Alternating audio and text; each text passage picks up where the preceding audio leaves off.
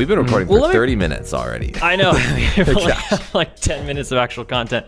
Yeah. Because of that, let me bring us in here to the 50th episode of Almost a Podcast. I'm your host, Sean. Among us is also Among us. Oh, God. Colton and Michael. Hi. Don't bring that up, Sean. It's been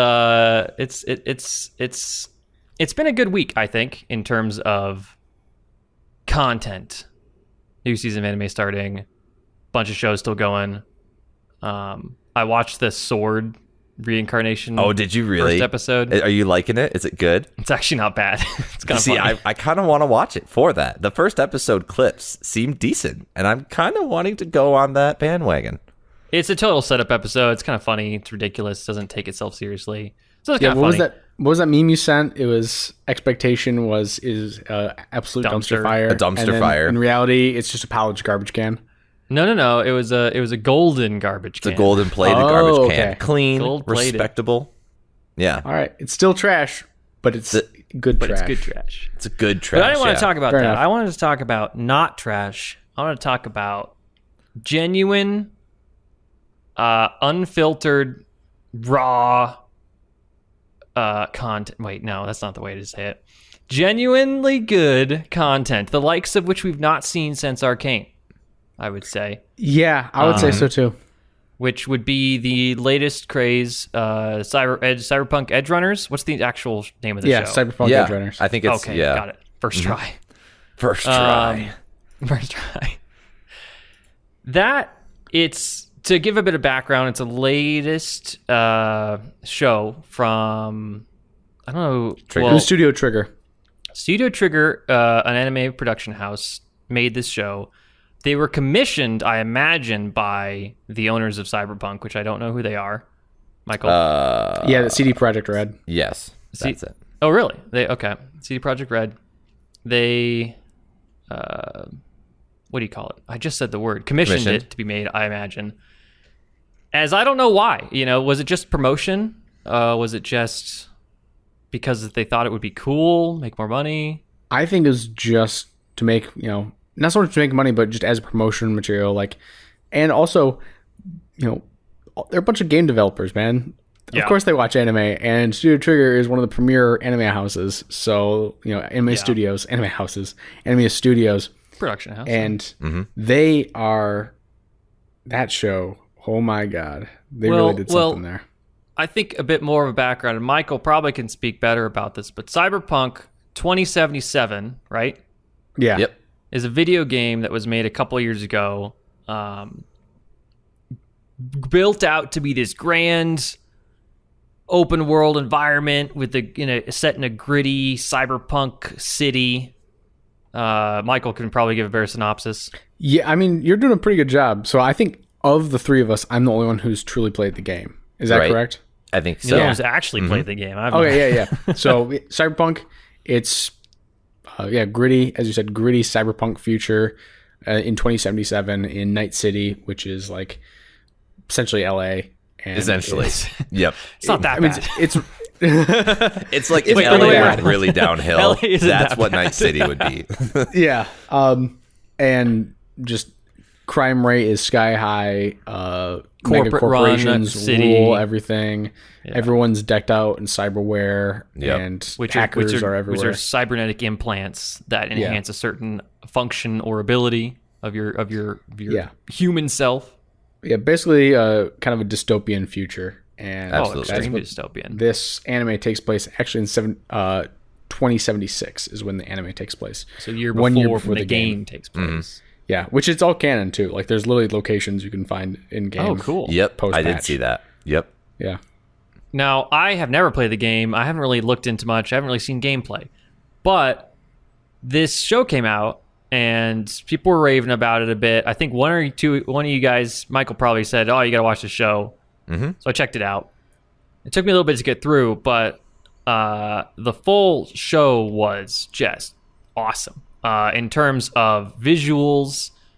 The story was engaging, and I think that's best qualifications to have. It's Yeah, just it amazing was- visuals and an engaging story. Yeah, it pushed a lot of buttons. It had the kind of a good story, an emotional story, but it also had just a lot of explosions and action, which I love to turn my brain off every once in a while and just look at the and there's a pretty lot of blood and explosions. guts and a lot of sex too, It was which very blew me away. violent. Blew me Because away this too. this is Studio Trigger, right? So they will go and they'll get sexy. I think Kill a Kill, or Darling the Franks, right?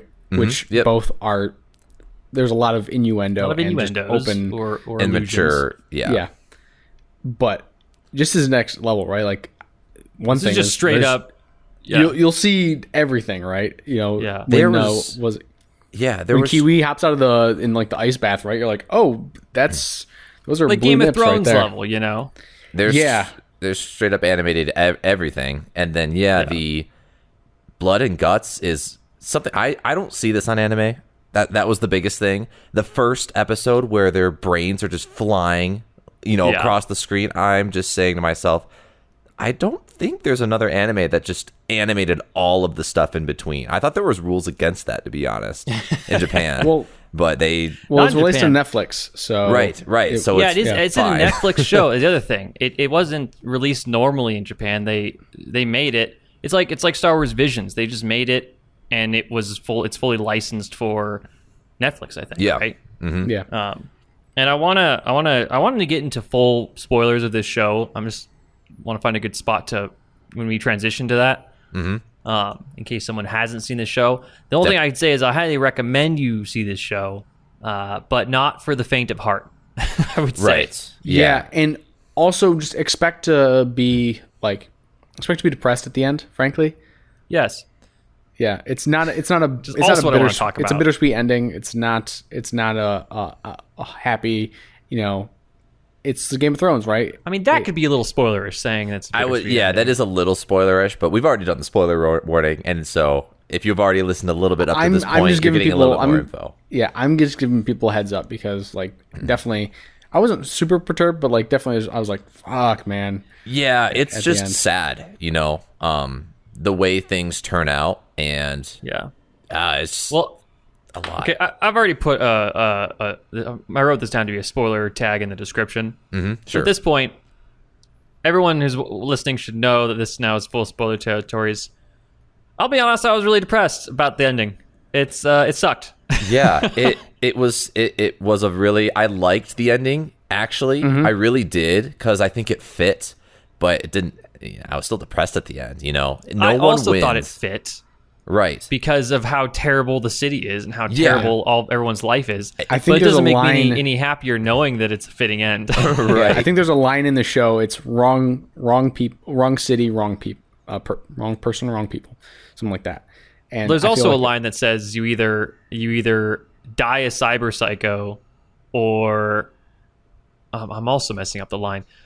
Yeah, You either live long enough to die a cyber psycho, or you just die. Or you just Something like die that. being What's an the edge line? runner. Yeah.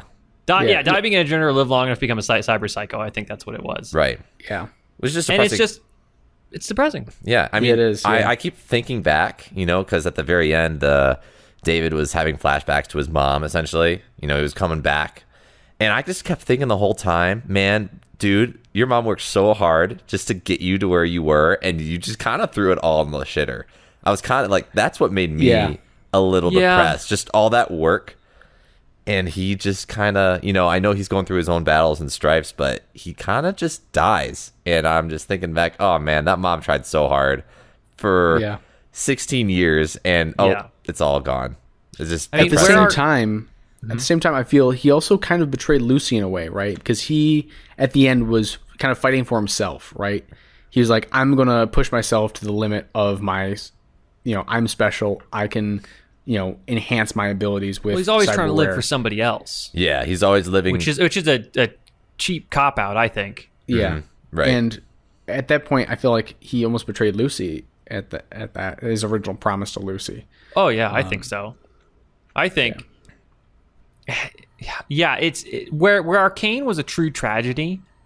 I wouldn't say this is a tragedy, more like just a train wreck. In It's terms just of their unfortunate. lives, Yeah. it's just like sucks, and it wasn't as if there was any spit of hope in this show. There really wasn't.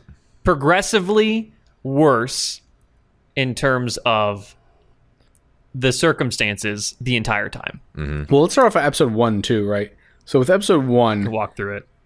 that with his mom dying, right?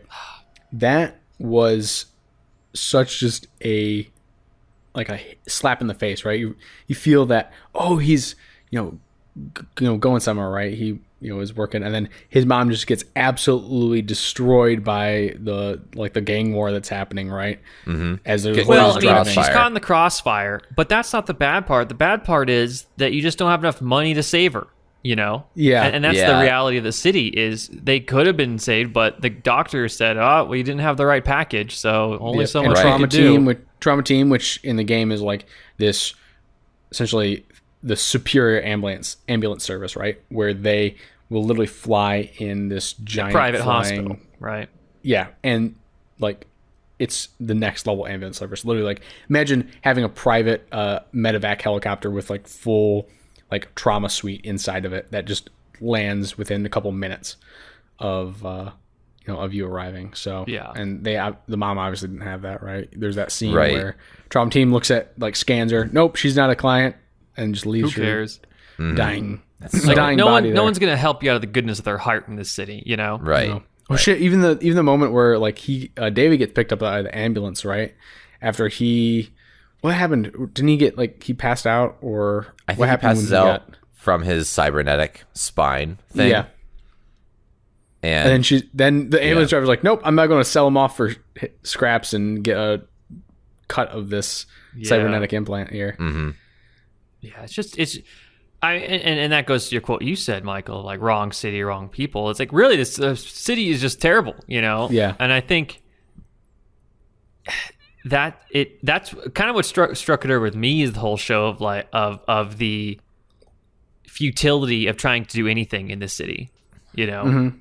And that's definitely not at all what I want to happen in terms of reality. Right. Of you have that much reliance on corporations and that much reliance on just I don't know how to best describe it. The system.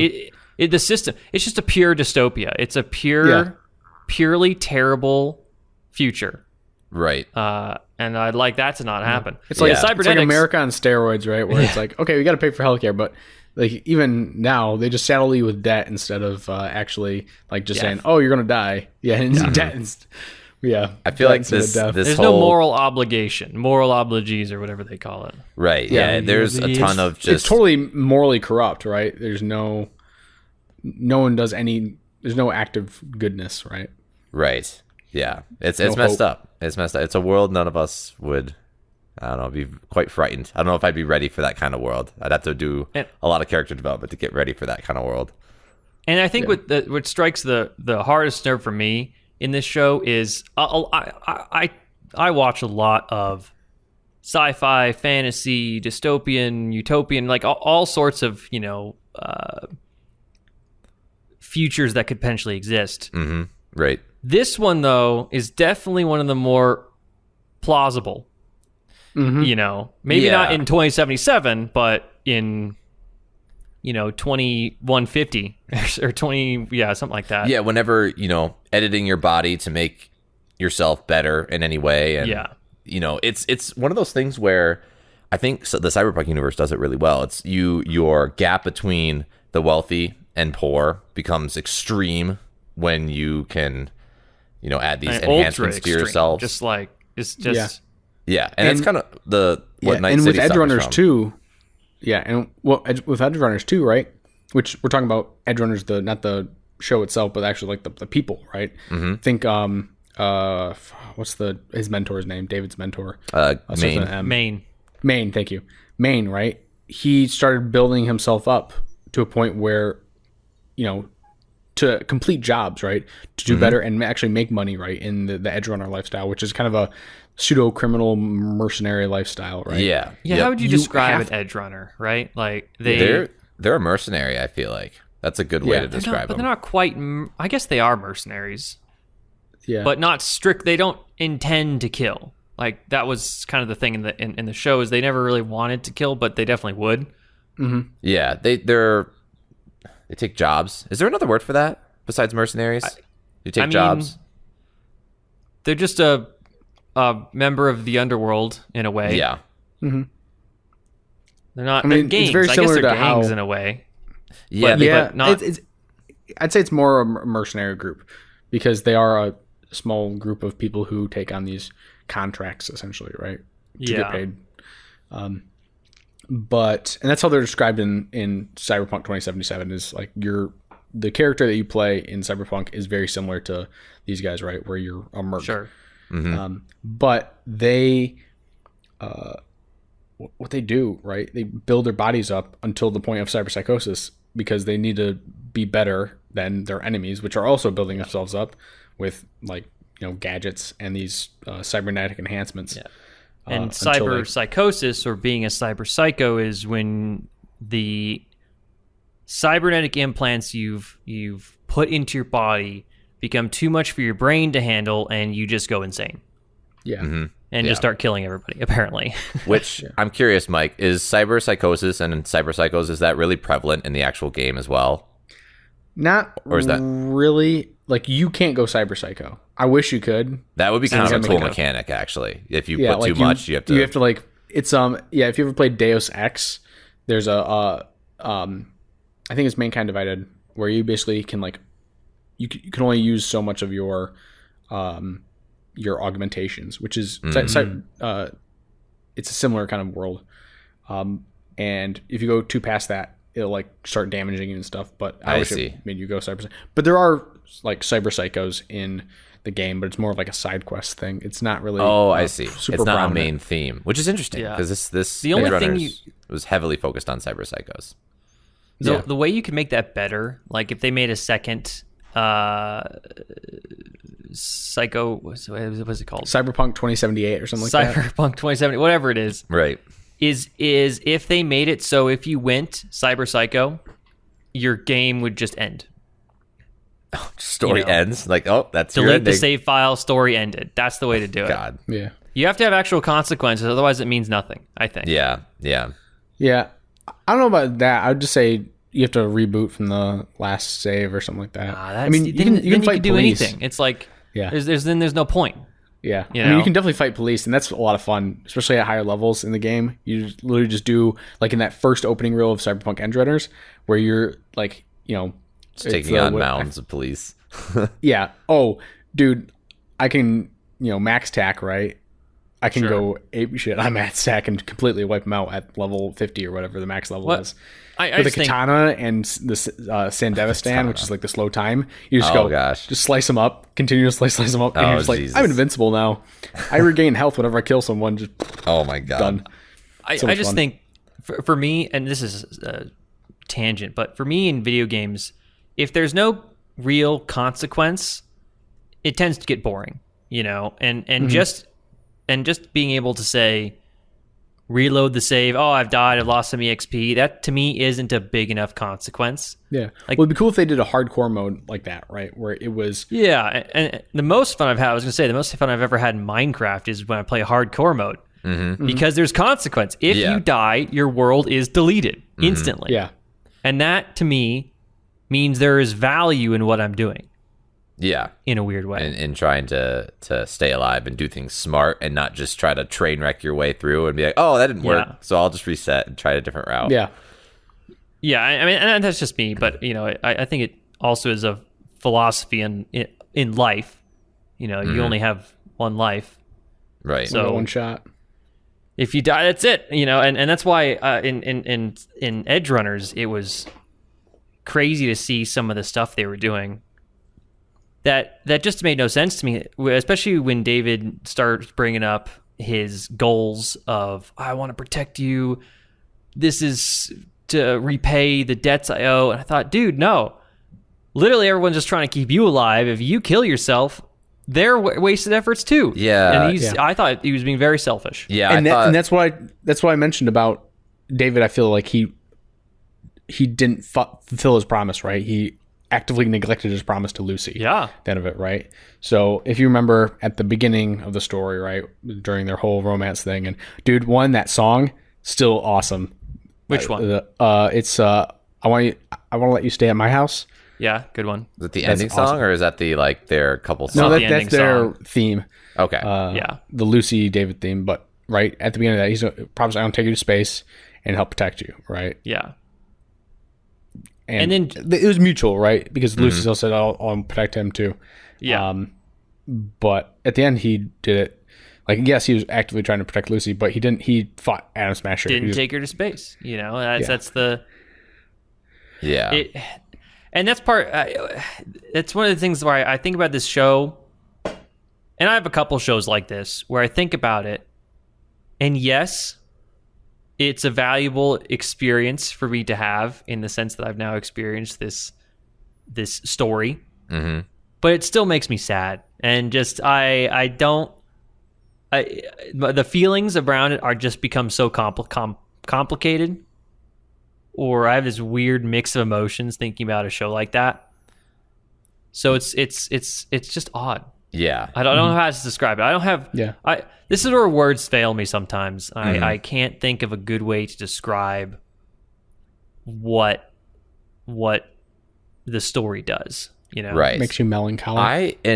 Definitely. For me, it's almost not even the story; it's the circumstances and the characters too. Because I mean, I don't know. I guess the characters were, I don't know, were they bad people? I'm not sure. Some of them, like Rebecca, is probably a quote unquote bad person, where she has killed several people. But you got David and Lucy, yeah, she's insane. who are Well, pretty, they've killed people, but they're not necessarily bad people. And to just see them get wrecked by the system so hard, and then also knowing, to me, like the whole story was almost one of many. I feel like their story is one of many, and that just makes me depressed as well, because it's just part of the life. That's just how it is. It's par for the course kind of thing, which is just. Did you watch the music video that Michael sent? Which is the official music video for the ending song? I don't know if I did actually. Is it just with scenes of the anime or not? No, it's just an original skit. It is, yeah.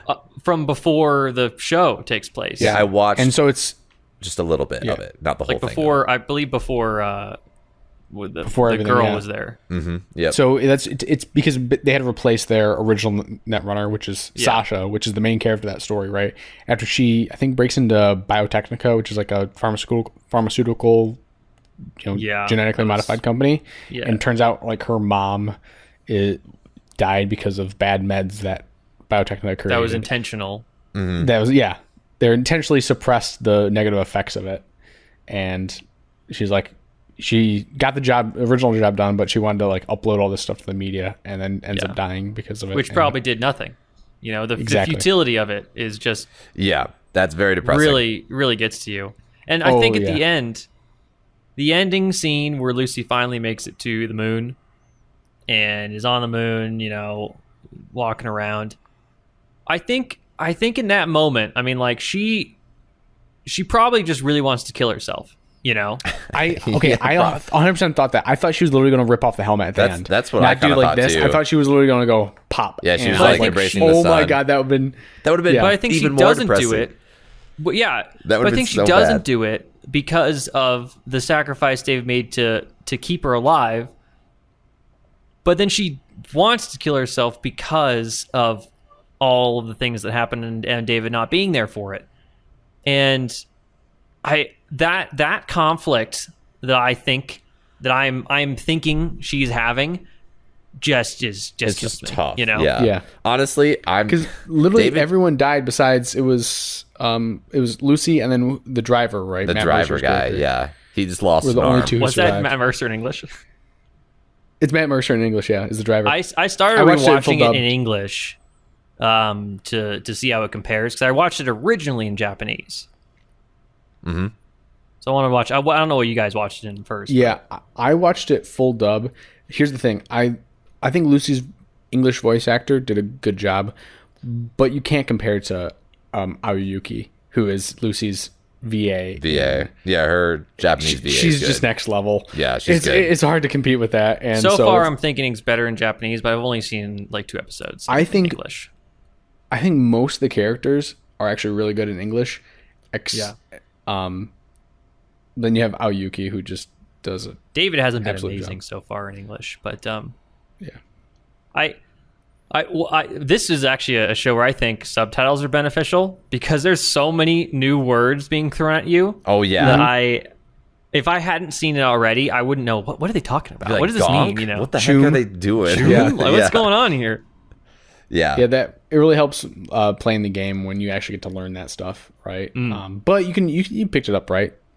Yeah, like you get the I mean- general sense for things, I feel like. Yeah. So Yeah, I don't know. It's a depressing world. The It's other just one a that rough really, show.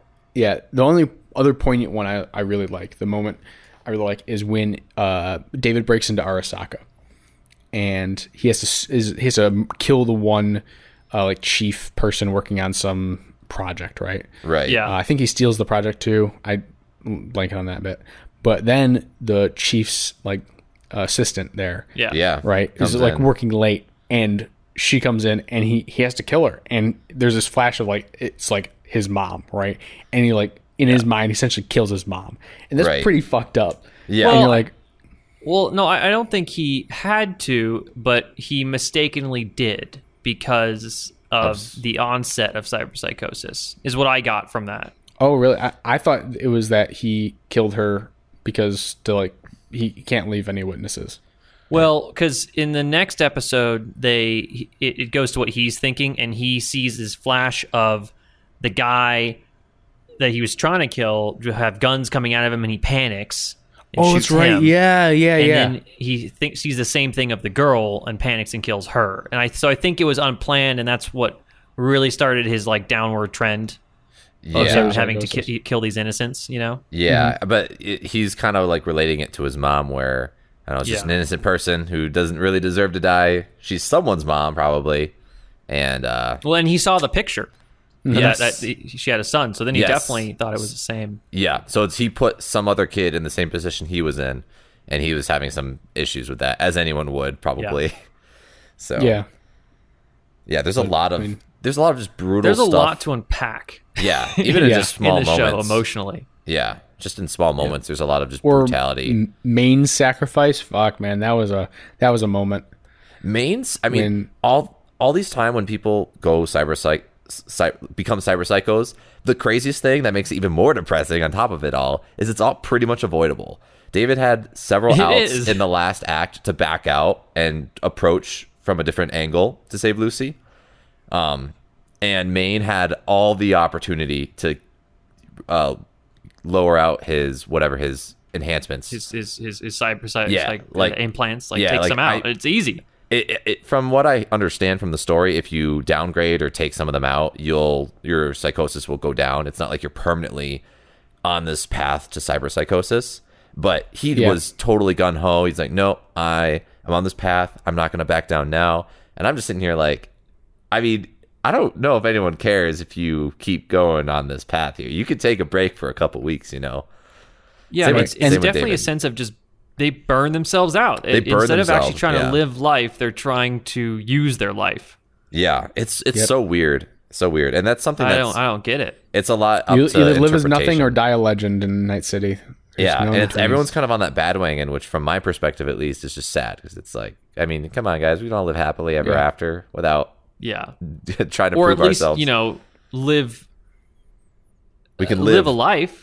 yeah, know? we can live. and also not like, he ends up essentially bringing Dorio, his lover. Yeah. and she got killed because of him going Yeah, cyber psycho. Yeah. he brought her down too. It was directly his fault with that, right? Yeah.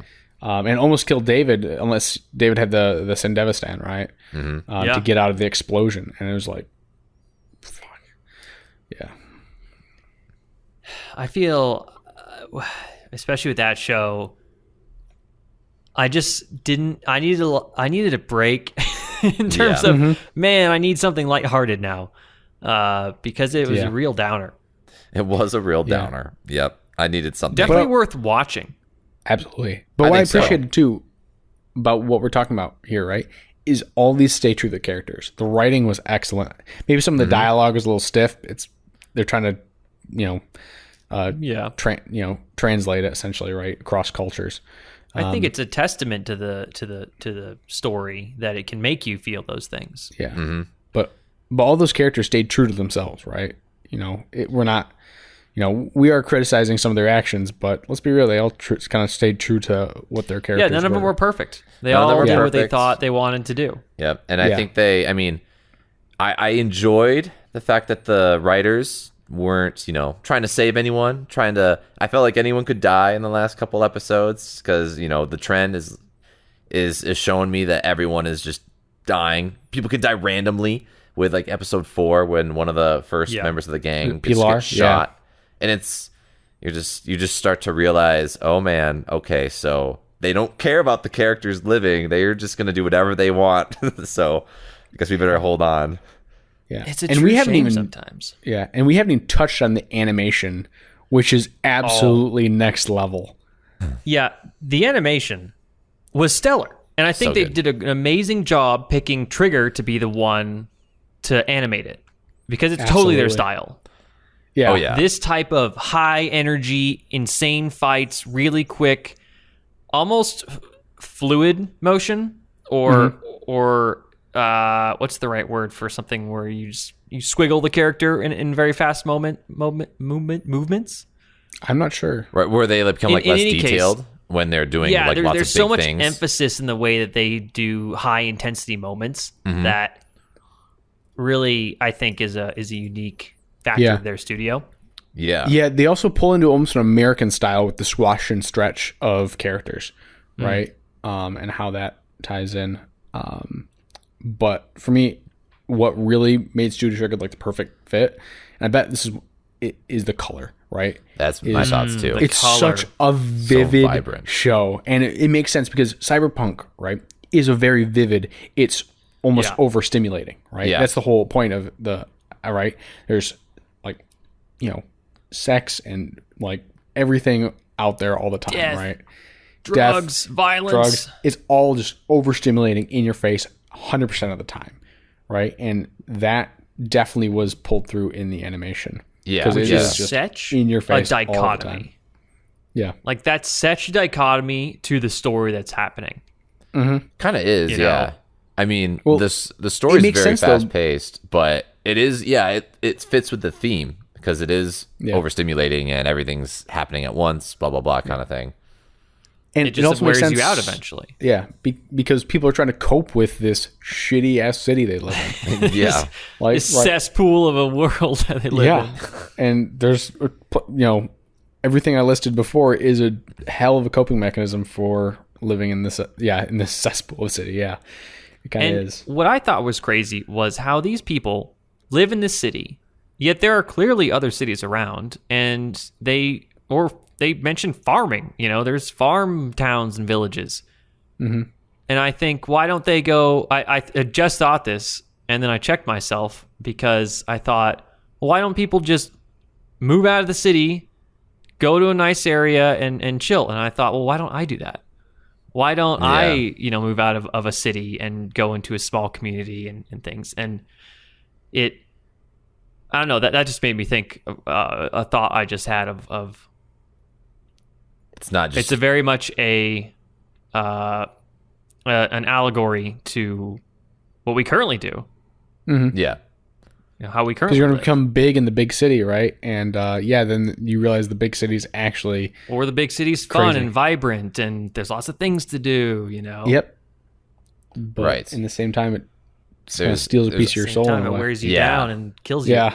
yeah, and there's also a lot of the residents, they thrive on this crime-ridden mercenary lifestyle, and Night City is probably one of the only places they can actually, do something like that. And there's, In the Cyberpunk universe, it's pretty much not everywhere is as bad as Night City, but it's not that great. Like the U.S. is a desolate wasteland. the U.S. essentially. This is. And I this is- imagine it's kind of all like that at that point. Isn't the actual lore for Cyberpunk 2077 is like U.S. post some nuclear affairs or something like no, that? it's just basically megacorps have risen up, and there's been so many conflicts between these megacorporations that it's left America in kind of pieces.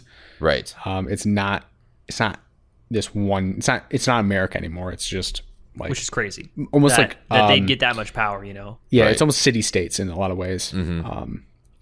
So, But it's not. But that's the thing is, it's not improbable that that could happen. I'm sure. Apple, being the most expensive or valued company in the world, could build a private army if they wanted to. Yeah. You know, and take out Amazon. I mean, yeah, I'm sure Yeah. a lot of these, Disney, Apple, Microsoft, they could probably buy an island and make their own government and just say, all right, this is ours now. Yeah, what's Apple's net worth? Something like it's Several dropped trillion? since the several trillion. Yeah, I mean it's dropped since the whole economy has been down of late. But yeah, it's absolutely insane. Yeah. Which is why I think this whole universe is not completely improbable, which is reinforces the depression. Yeah, Yeah. I like to hope that it won't get quite that bad. I mean, I think that's a pretty pessimistic view on how things could be. I mean, that's a ripping very the pessimistic world's view. ripped apart. And I gotta think that, it wouldn't get that bad. Call me an optimist, whatever you may be. But I think that level, maybe one city, but around the world. Maybe one city. I mean, I don't know, or maybe a different country. I don't know. I hope plenty that of chaotic cities across the world, man. there is, yeah. But I hope that I that's think not it's one the of many norm. possible futures, and the hope it's not the one we go into. You know. Yeah, I'm gonna jump. I hope it's timelines not if this that could be the timeline. case. Yeah, Exactly, I'll yeah. just Time- jump the timelines. I think regardless, I'll be dead before it happens. So Yeah, whatever. Honest, there's an actual. I feel like scientists think that some of these things are coming pretty soon. Like I thought that 27. what is it in the I'll be alive next for that. 200 years we'd have it's not cybernetics but nanomachines might actually be quite prevalent in human biology in a way potentially. How old would we be in 2077? I mean, I'd be like 80 because I was born in 1977. Oh no, I'd be 100. Oh no, 80. Oh, I'm an idiot. wait, Sorry. Yeah, 97 I'm 97, so yeah, 80. I'd be It's 80 as well. 77. 80. Yeah, I mean, I'll still be kicking. So Yeah, Well, I who mean knows? at that point I'll if have a cybernetic shotgun for a knee or something like that. I don't know. if cybernetic implants are a thing, yeah, you can just rebuild yourself for the most part. Probably live to be 110 without too many issues. Great, that's great for me. Yeah, I mean, if you keep replacing things, you keep going. But Or if you just go full cyborg, as some people have done, you might be able to live for a while. Like so- Atom Smasher. Adam Smasher's like 3% regular bio now, I think, is what he said. Yeah, in the show. he's basically a brain and a spinal cord, and that's it. Yeah, wow, He's all cybernetic. yeah. that's just nuts. Yeah. I mean, even David went pretty far with his He's- cyber. He was pretty much all. I mean, I sent you guys that video, right, of the Game Boy. yeah, with it like Yes, getting yeah. upgraded. The meme was David Rebecca. when told not to put on too much chrome, and it was a video of the original Game Boy Advanced with every single attachment possible, and I didn't even know some of those existed. Yeah, But man, he did go very hard. Yeah. Yeah. But he was special, right? I mean, that's what kind of drove him to this point. But even more at the same time, depressing. it corrupted his Him thinking yeah. he was special is what killed him. yeah. It's like you have so much dude, then potential. That's my, Why? And that's my favorite. That's my favorite part of like the kind of the depressing side of the story, right? Is that what he's like? Nope, he's just another Choomba in Night City. Yeah, He's another guy. You're Yeah. not special. No one's special. That's kind of the moral of the story in a way. Yeah. Yep. And thinking you are special is going to just lead you off Yeah. the Get cliff you killed. in literal ways, like it did David, right? I also think the whole don't trust anyone, man, that is awful. You know how this crew, how in the end, what was it, Kiwi was betraying? Kiwi, we could say Kiwi was to blame for a lot of this stuff. The ending. Oh, yeah. Yeah. She's the And one that definitely. betrayed, kind of started the whole snowball of Lucy getting captured anyways. Which is just Yep. like, and then why she would got you do that? betrayed she got betrayed in the end too. And Yeah. she got her comeuppance a little bit, but at the same time, like Kiwi, you should know, the game. Yeah, I mean, it was her game. If you have just an ounce of trust, you're going to go further than somebody having no trust, Yeah. Yeah. That's Speaking of the game, you gotta watch the dub just for Faraday because it's Gus Fring who voices Faraday. I'll have to watch that. Who's that? It's absolutely, he does a great job with that. He's one of the main Breaking Bad villains. Gus Fring. Have you watched Breaking Bad? Yeah. He was Stan Edgar in The Boys. Oh, really? Yeah. Oh, man. Yeah, that would be a really good voice for Faraday. Yeah. He does an excellent job in that. Yeah, so that would be cool. I He's terrifying. definitely do want to watch it again in English, but it's definitely, now that I know what happens, it's hard to get through because I'm going to be sad again. Part of me doesn't want, because I was always telling you guys, I want to watch this again because it's so fast paced. There's so much stuff happening in every episode that I feel like I could really benefit from watching it again. But after knowing the ending, I don't really know if I want to watch it again. I don't know if I want to go through this sadness again, even as cool as the action scenes are, you know? Mm-hmm. Yeah, it's tough because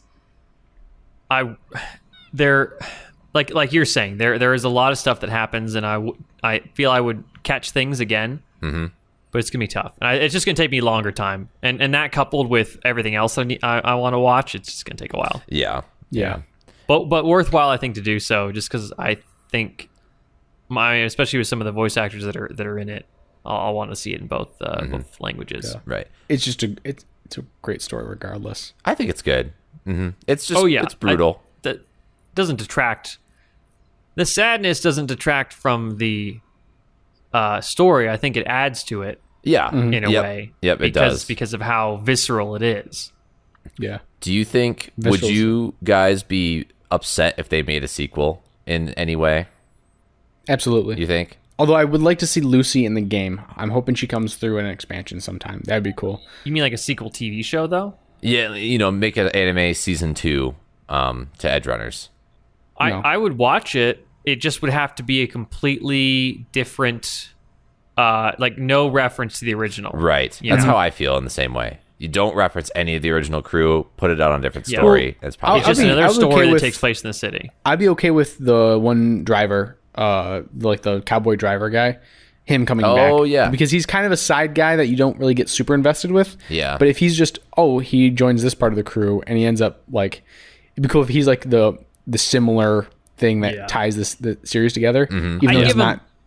I give him one, maybe two references. Like the driver goes, I don't know what he would say, but he is something along the lines of "I've seen that before" or something like that. It's like, oh yeah, but you won't go no cyber more. psycho. You really can't like you can't like try and make more.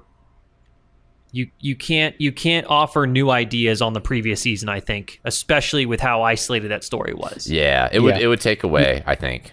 Now, what would be cool is if it tied in with the OG Cyberpunk game, where it's like the main characters, the effects that happen after the main character at the end of the story, right? With the main character, what happens there had like a certain effect. Now it's weird because there are multiple endings to the story, so it's kind of hard to do that. But it'd be kind of cool if there was like this after effect that occurred. Well, I don't from that. In a way, I don't think there should be an after effect because I think a cornerstone of this story is just how pointless everything is. So everything they did, it doesn't matter. I mean, the corporation's still going to be there. They're going to recover. It doesn't matter. And I think that definitely ties into some of the melancholy and depression you feel from watching this, Yeah. The cycle just repeats itself. Yeah. And it seems so obvious as an outside observer. Just everyone making these backstabbing moves, and you're just like, how are these people functioning? How is this happening? Everyone is like making the wrong decision, and they're all out to get each other. No one just wants to just be like complacent for just a couple days, Like, I don't know. Yeah. Very upset. And in the end, Dave and Lucy were in a great spot. They had a nice view, good apartment. They're making steady money. You don't need to keep reaching, I think. Yeah. And it's just weird. It's weird to me. Yeah. But I mean, that is wrong city, wrong people, man. Yeah. I think that is kind of, it's accurate in that city. You get backstabbed and you're just like, why? And it's just how the hustler's got to hustle. Yeah. But it's great. Speaking of Lucy, what were your thoughts? Oh yeah, there's been this best girl war for the series that's been going on in like Reddit and forums and stuff like that, and it's been kind of fun to watch because everyone's been like fighting. Oh, is Rebecca is Rebecca best the girl? goat or is Lucy the goat? I don't know why people think Rebecca is anywhere close to being the best girl of that show. I can kind of see it. She's pretty funny. I mean, she had some good lines where David and she's also like, she gets kind of spurned by David, right? She's kind of like the. Oh yeah, she's the one that's she's going after him. She's legit psycho though.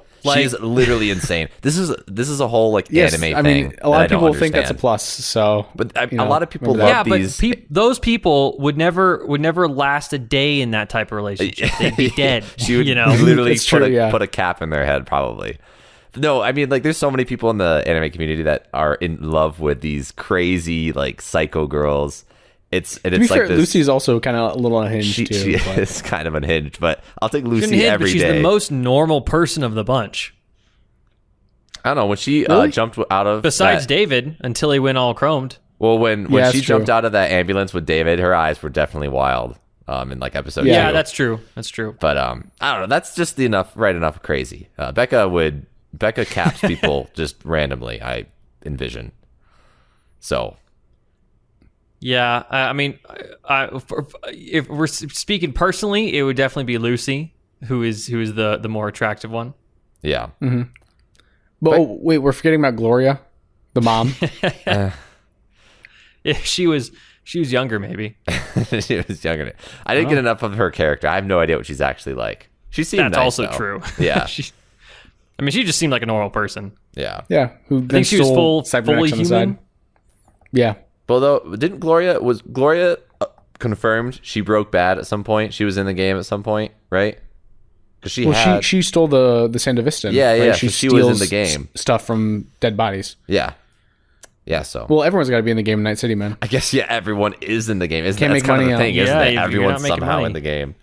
Yep. Yeah. It's just a different level of the game that you're playing at. Yeah. Depending on where you are. Yep. Yeah. That's true. Yep. And jeez. Lucy for the win, though. Lucy takes the cake. Best girl. We got 2 Lucys. What are you, Michael?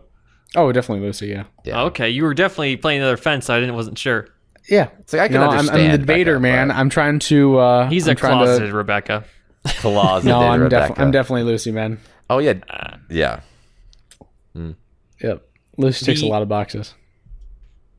I mentioned this to Michael a little bit earlier, but the various deaths that happen in the show, I was expecting some and not expecting others. Especially the first death. Yeah, it just happened. That was random. Yep. But I wasn't sad by that at all because I hated that was guy. like, oh, sure, fine. Guy's a tool, I guess. The long anyway. fingers guy. Pilar is a bit much, yeah. Main that I saw that coming just because of how he was acting, like an episode lead up. Yeah. And I actually said I told Michael I got spoiled on Rebecca's. Oh really? Oh, because I knew she was going to die and I knew she was going to get crushed, but that was it. Yeah, it happens. But even in like 2 seconds. It's just it was so quick though, and they glossed over it so much that it didn't have much of an impact on me. Right. Oh really? I was like, fuck. I was too focused on everything else. Goes, it's so anti-anime in the way people just die and they're just left. Right? Usually you have an whole episode of mourning. She was monologuing too, right? She was monologuing. You can't kill someone within the middle of the monologue. Yeah. And they just did it anyways. They broke some rules, which I do love about the series in general as well. They broke a little bit of anime logic rules. It's kind of cool. Tropes. Yeah. I think that was probably because it wasn't specifically made for Japan audiences. Yeah. It's made for American audiences. Yeah. Yeah. Yeah. I just hope this show changes that. It probably won't, but I hope it pushes the boundary a bit, right? I mean, definitely push the boundary. I just hope it actually has an impact, right? Mm-hmm. The opposite of what, the futility of the lives in Night City, right?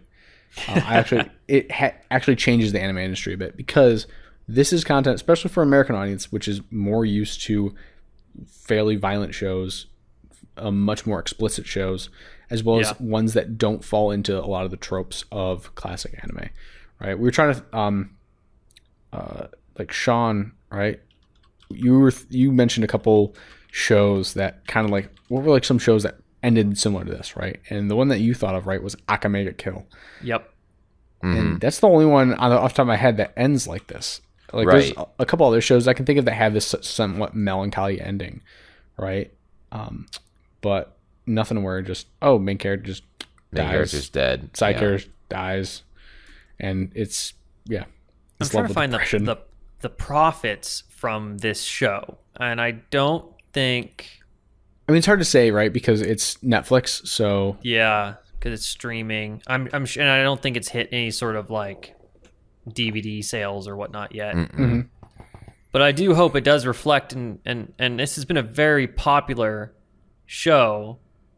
Yeah, especially outside anime circles. Like Yeah. I've heard a lot of people who just say this is an awesome show. Watch this shit. that's always I a would win for recommend the to people- community. If you get it There outside you go. of the anime community and people start watching it, that's very, very good. Very nice to see. So this article is from CG Mag Online. I don't know what this place is. It says Cyberpunk Edgerunners is breaking records for Netflix. Top 5 on Netflix, almost to the top 5 of Netflix, has 14 million hours watched in its first week. Okay. I don't know the total hours of the show, but I imagine it's What is it like? that's a lot of people. Yeah. Mm-hmm. It's Rotten Tomatoes score, and we've talked about how I hate reviewers, but it's sitting at 100% with 12 reviewers and an audience score of 97%. Which is like on par with Arcane. Yeah, and Yeah. Castlevania has 94 critic score and 89 audience score. So beating Castlevania, which is another, they're doing that because it's another video game adaptation comparison. Mm-hmm. Yeah. Yeah. Yeah. I mean, 98 is next level, right? Yeah, it deserves it. I mean, there are a few maybe subjective issues that I think have been repeated for the actual show itself, but Yeah, the dialogue is a little stinted. dialogue is a lot of people. I say subjective because the pacing. I think it probably fits. Some people don't think it fits. Some people think. Do you think it's too character- fast paced?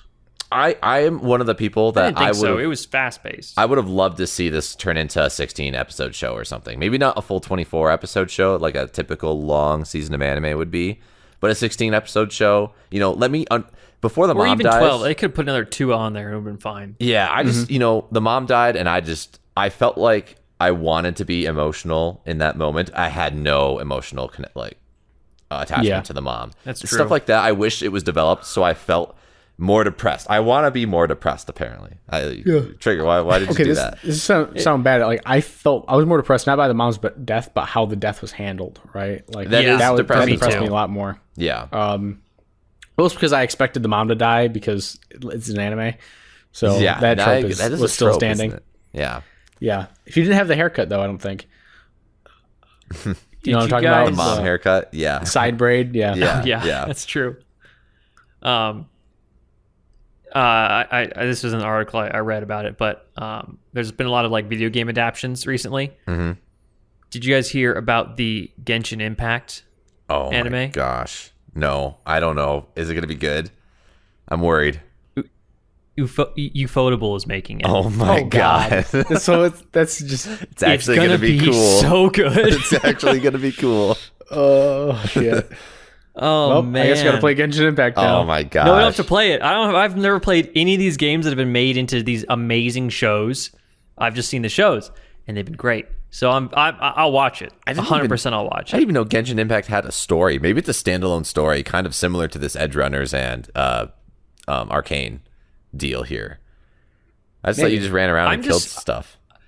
I'm glad we are getting these amazing adaptions, though, and even if they're not even translating the story of the game, just a game in the universe, as long as it's good writing, I don't really care, because it's going to be a good story.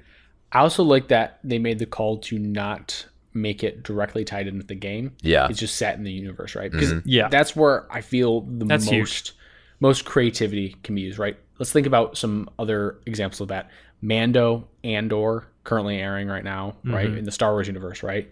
They don't tie normally, there's only that one, spoilers for Mandalorian. Actually, this is for Book of Boba Fett, never mind. Is when they meet Luke, right? Yeah, right. Well, I guess it was end of Mandalorian season 2, right?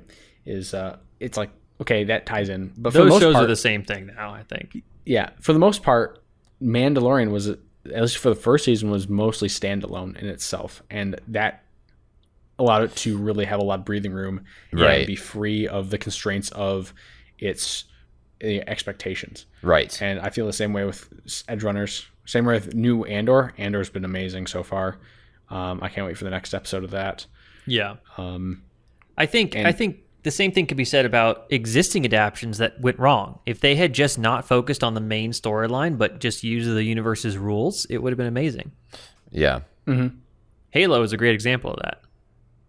If they had just some random Spartan squad doing some random stuff against aliens, it probably would have been a really good show. Yeah. But then when you tie it to a beloved character like Master Chief, right? Well, they changed the story too. Multiple beloved characters. You know? They changed a lot of stuff. Oh, that's right. There. Halsey. Who else? Cortana. Oh yeah.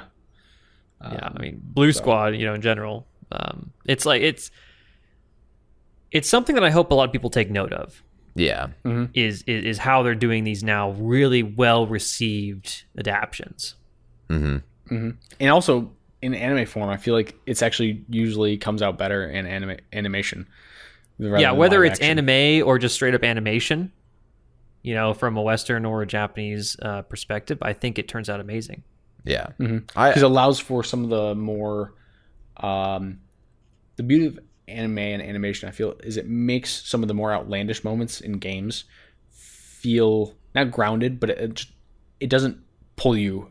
It doesn't rip you from your immersion. Right. In live action, a lot of times, especially since it's a TV show, CG is not going to be done super well. Mm-hmm. It just rips you, and you're like, okay, I'm outside. I'm not immersed anymore. I just feel like I'm watching. That's one of my favorite parts about animation and like 2D animation. It's just all consistent and no. I think the big thing is and this is big in CG design, but humans, as we see media or just life, we instinctively know things or know how things should work. Right. So that's why when CG looks bad, it's very obvious because it's not following some very subtle rule that we all know to be very pervasive in our lives, right? But anime doesn't have that because it's not real. So, or animation doesn't have that because it's not real. So you can break rules and it doesn't pull you out. Mm-hmm. Now, there's definitely give and take on that because now we're getting to the point in CGI and live action where it looks good enough and they've learned enough to make it look real.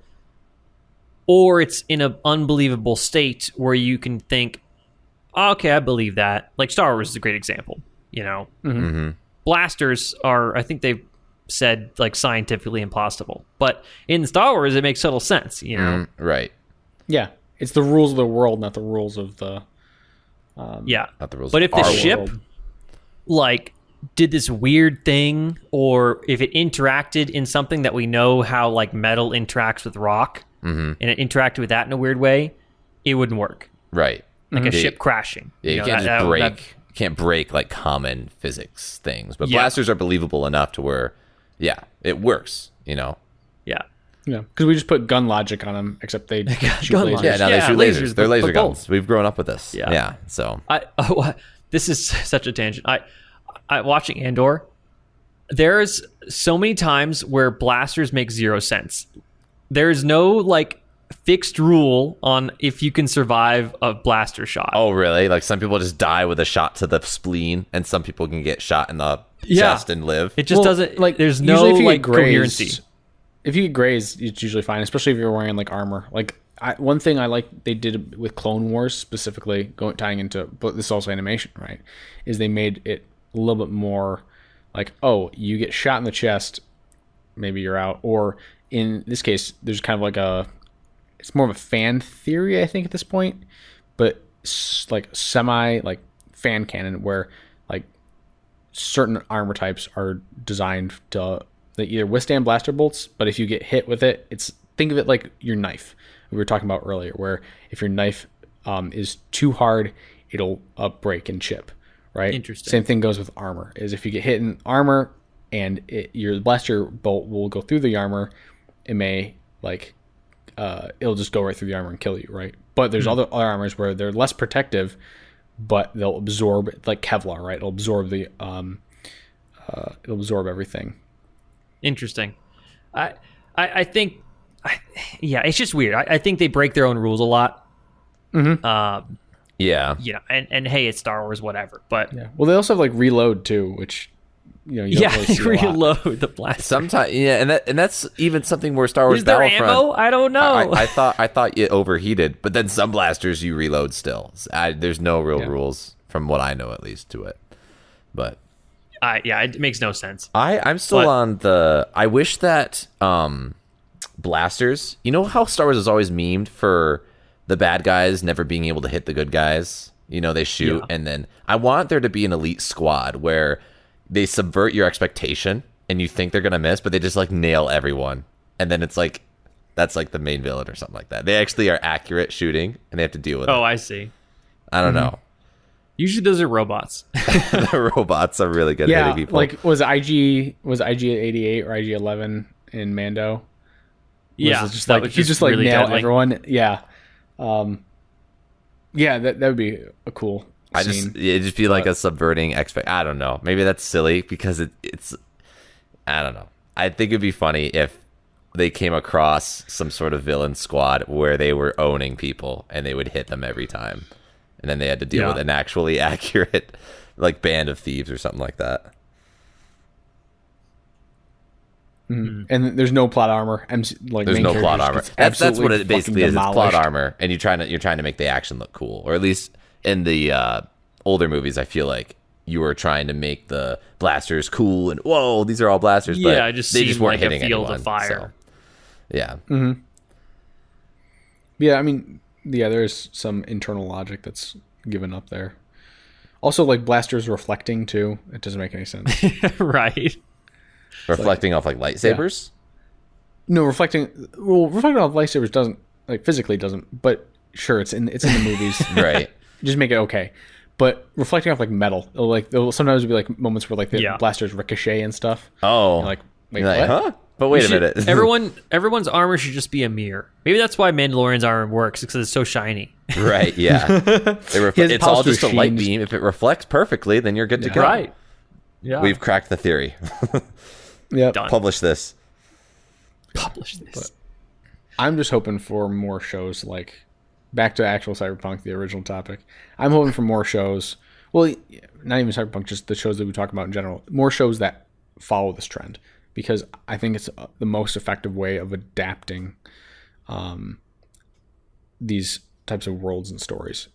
Don't go for a main story, go for side characters. Maybe bring in a couple characters from your main story, right?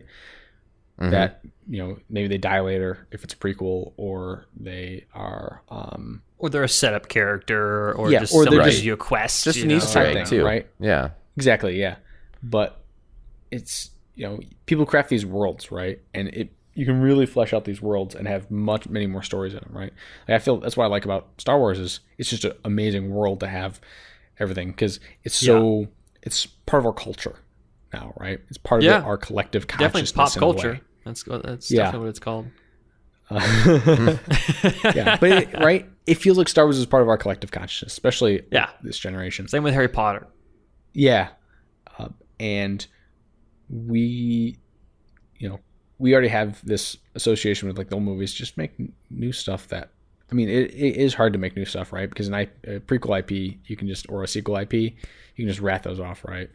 Think about what they did with the with the Star Wars sequels, or like Transformers or something like that, right? I don't know if I said this on the podcast or not, but I would really like to see Star Wars, but maybe 1,000 years before anything that we know of Star Wars takes place. Yeah, that's what I want too. I want no connection to current times. Emperor, Republic, get all that thrown out. Just completely new world. Yeah, the Jedi have been around for a millennia, haven't they? Mm-hmm. Well, very long time. So you can have a story anywhere in that timeline. You still have Jedi, you still have Sith. but it's completely different, and it can be because of how long of a time span you're dealing with. Yeah. Just don't even focus on all that. Yeah, It would make it so much better. Yeah. This is spoilers for Andor a little bit too. Is they mention Rakatans in it, which is like a whole bag of worms because They mentioned in like what? the original, so the Rakatans, which were like the original. If you go back to like the original like legacy Star Wars stuff, they created like this whole like 5,000 years, 10,000 years in the past.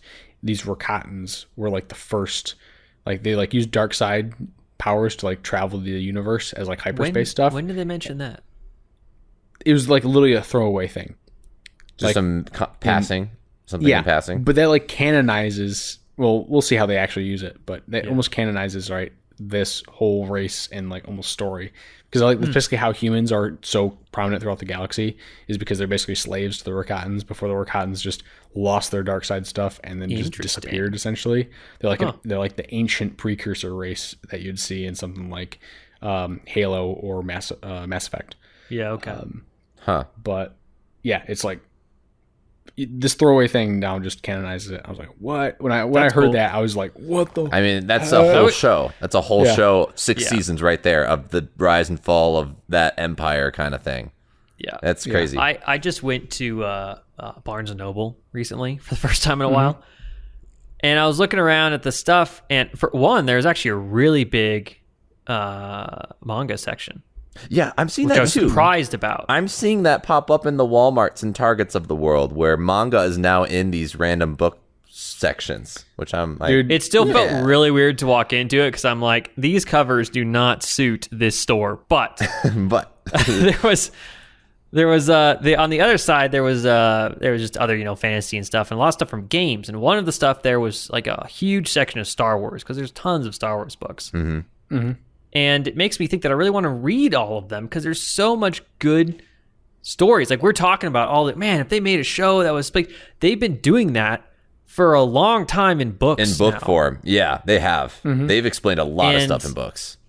Yeah, and I'd really like to sit down and read a lot of them if I can, but it's just going to take a You just have to long remember time. that a lot of these are legends, so they're like non-canon, right? But there's still plenty of canon books Yeah, too. but I can have my own head canon, okay? Like I just want Yeah. stories that Your fan relate, canon? that use the rules of the universe. Right. That's all I really want. Like we were talking about. Yeah. Exactly. I feel And like if the books follow that, then I don't care if it actually happened or not, for the most part. yeah, I feel like I've heard that some of the books are some of the best stories from Star Wars. I know my older brother used to be really into it. I would love Back in the day. to read some of like the Knights of the Old Republic books if they have those. Things were sick. I want to play that game because it's a good story in and of itself, I believe. But yeah, completely different story, awesome stuff. Yeah, Yeah. I love and sense just of exist in the universe. scale, or just sometimes random things will strike a chord with me. I was just watching the last episode of Andor, and they go to Coruscant.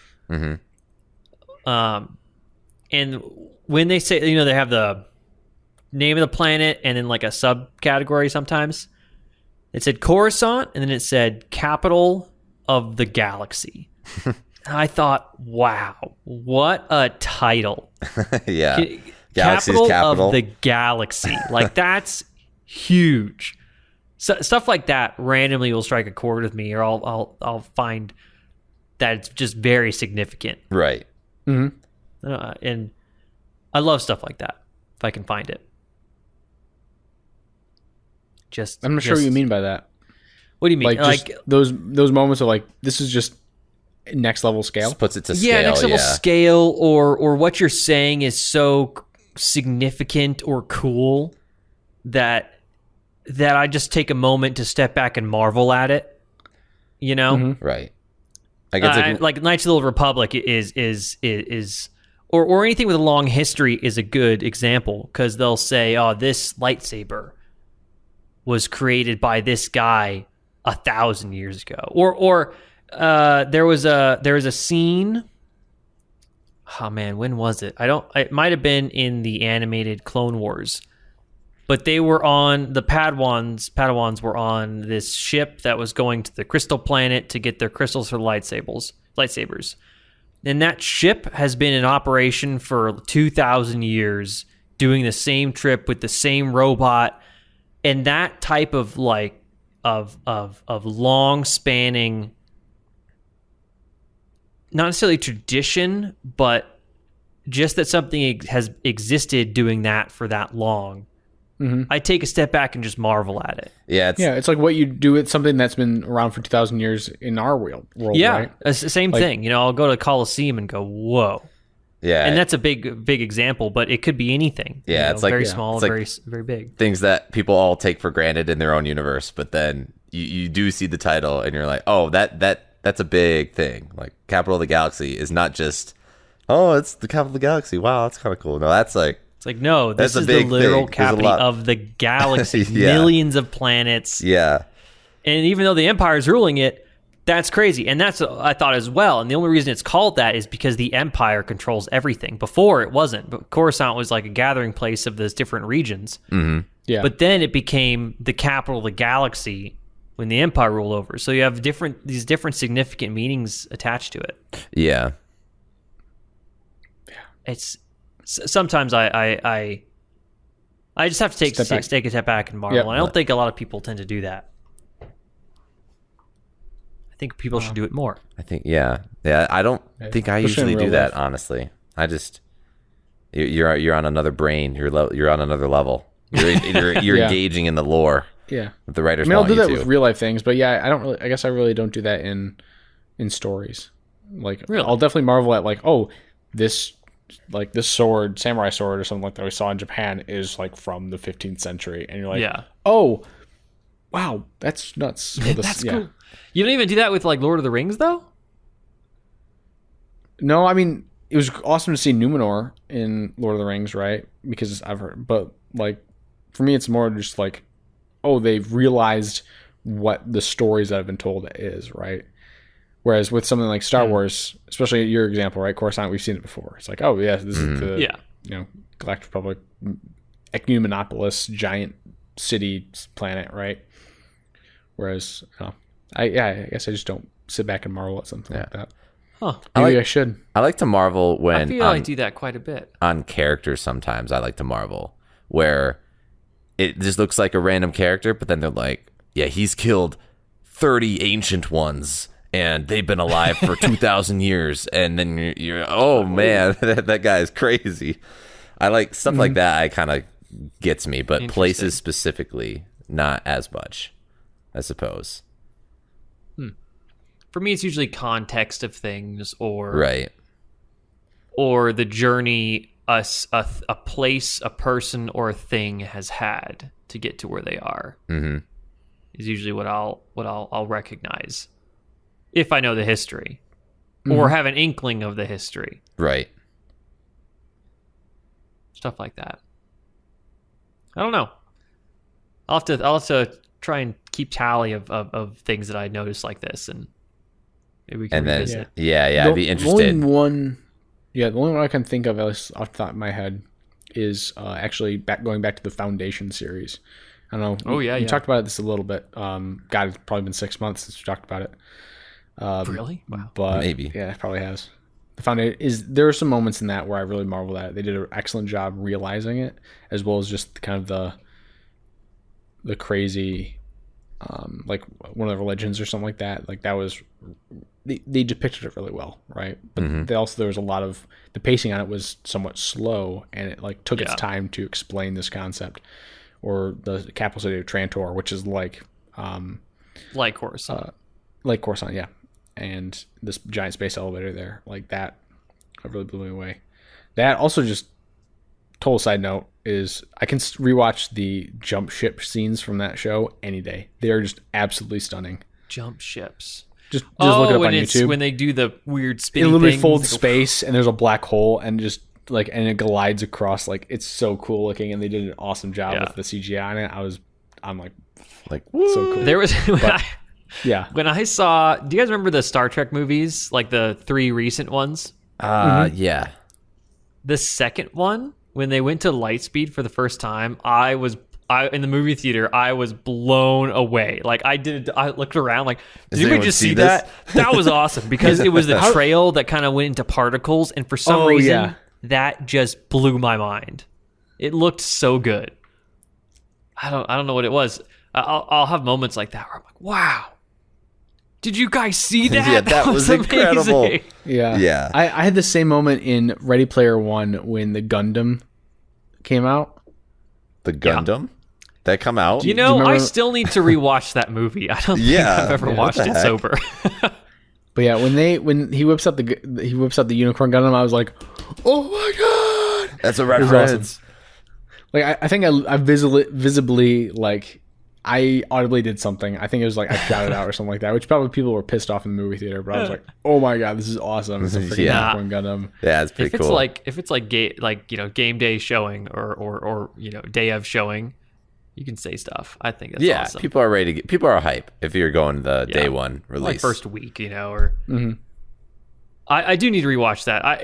As just like a different movie, because having read the books, it's definitely very different. But I still think it's an interesting movie that turned out well. So yeah, gotta rewatch it. Man, you guys want to know what I've just started watching just yesterday? Out of curiosity, what's that? I just started watching the Harry Potter movies. Have you never seen the Harry Potter movies? I've seen bits and pieces of 1, 2, 3, and 5.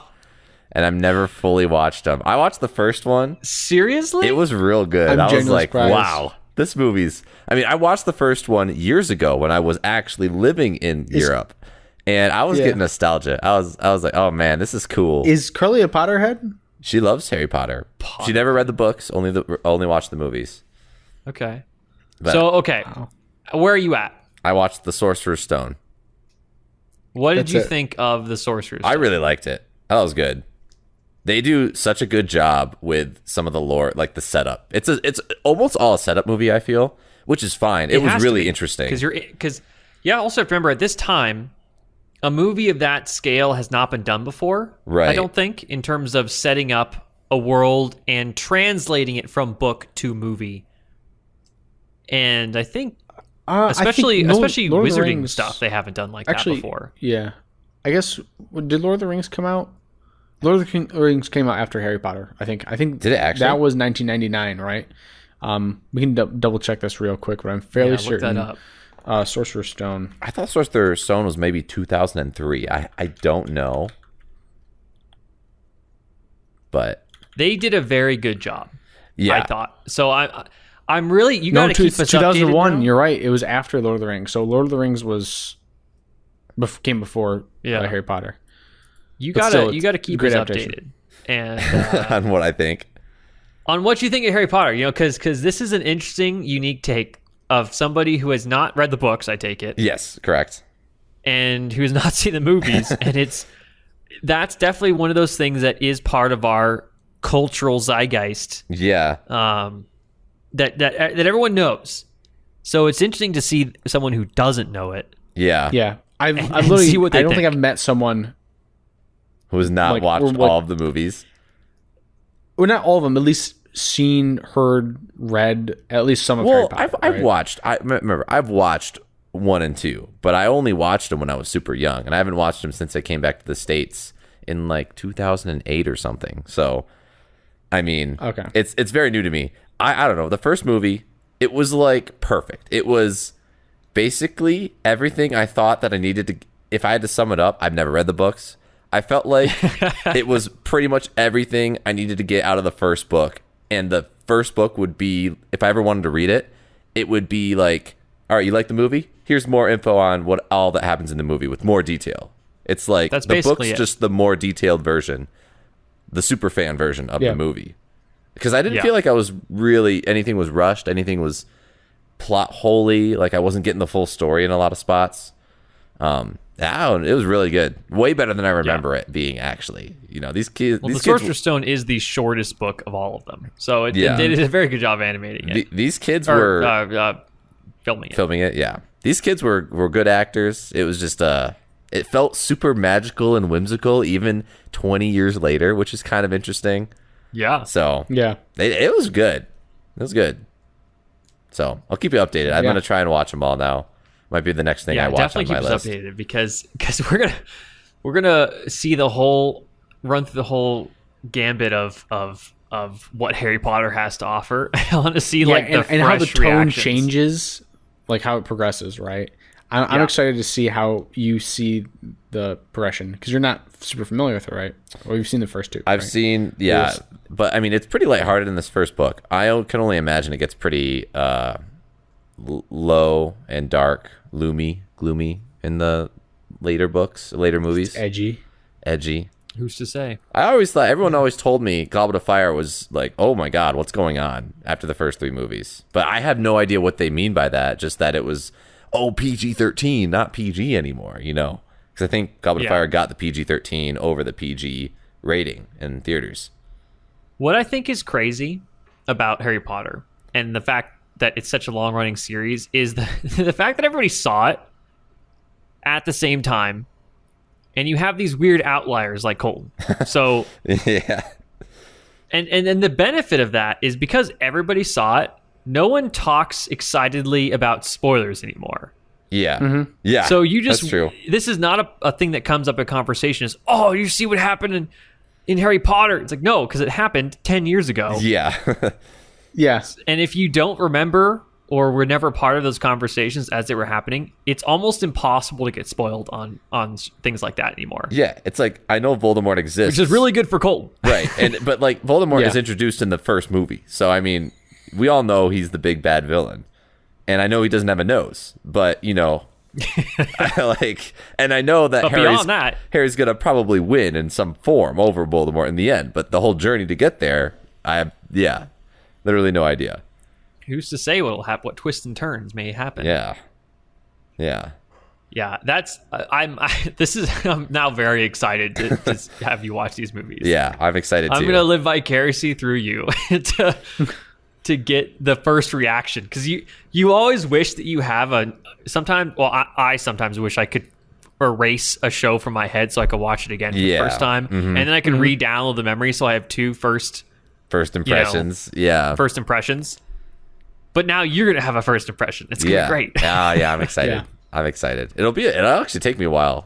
It'll be like a show, because won't be able to watch. Are you and Carly watching them together then? We will be. She fell asleep last night, but we'll be watching them together. But she's already seen it. I think. Yeah, we actually tried to watch Nope as well as a small aside, and Nope was not very good in my opinion. So I would say I didn't think it would be, but it looks like one of those cheesy horror movies. It's made by the same guy who made Get Out and Us, which I really enjoyed.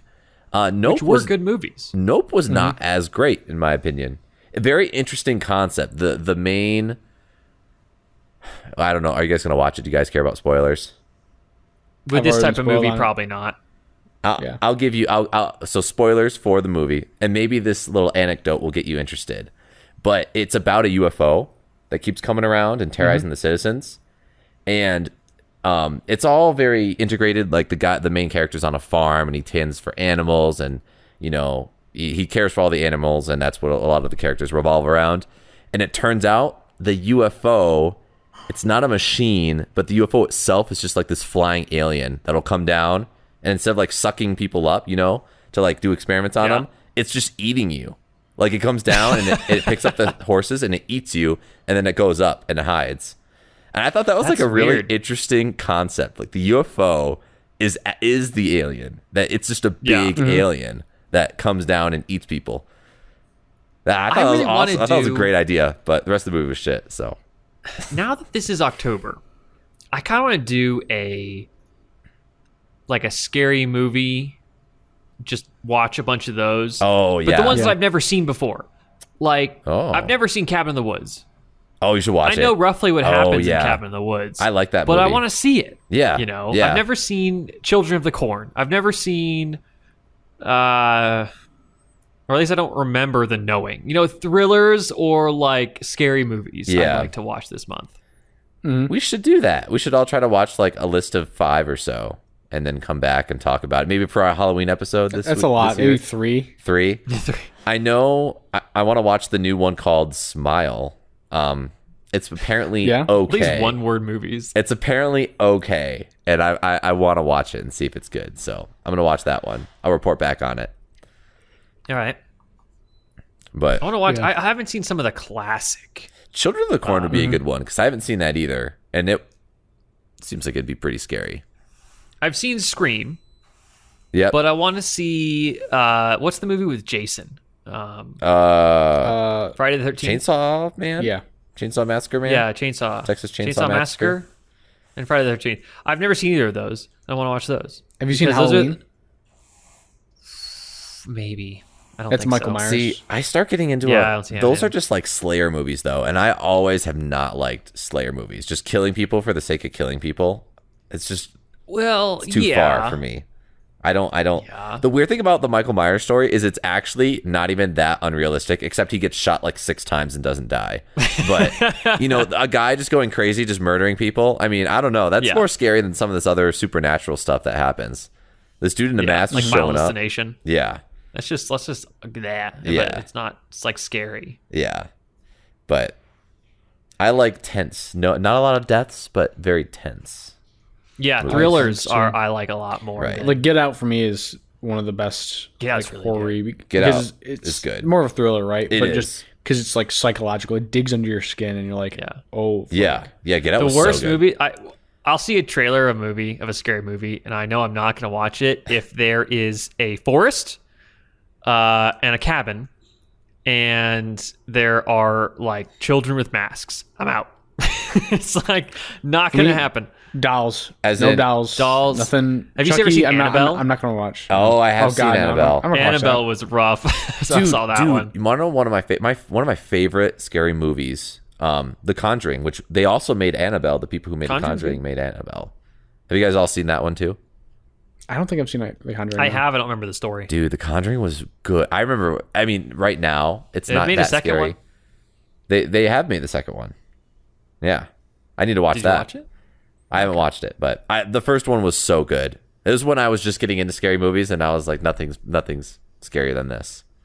Yeah. But then I've also never seen like Paranormal Activity. Oh, would that be cheesy now? You think? I wonder if that would be. I cheesy think it would now. be cheesy, but Yeah. it probably would get me like a ooh, Like, it oh, wouldn't, wow, it what's wouldn't gonna like freak happen? me out.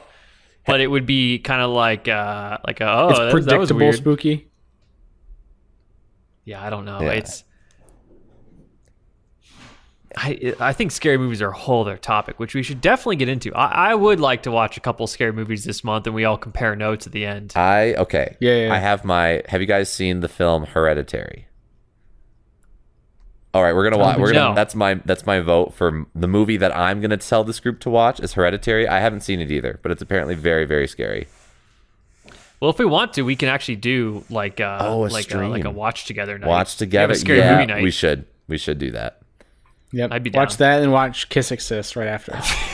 We'll need that. I'll need some lighthearted. On like a Saturday, we should all get together and watch a Saturday night scary movie. Yeah, Sounds good. Yeah, I can do that. I can do that.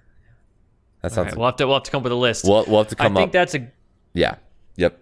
definitely come up with a list. I think that's a great spot to call this one Till next with time. our scary movie list in hand, and I hope everyone here enjoyed our discussion on Cyberpunk. Yeah. And a recommendation to watch if you. Well, I mean, at this point, you probably should have already watched it. Yeah. Yeah. But watch it again. But watch it We again, get the and this time another language. Yeah, we need the support for those shows because if we get drive more support to Edgerunners, we'll get more shows like Edgerunners. So the more we watch, the better. Definitely.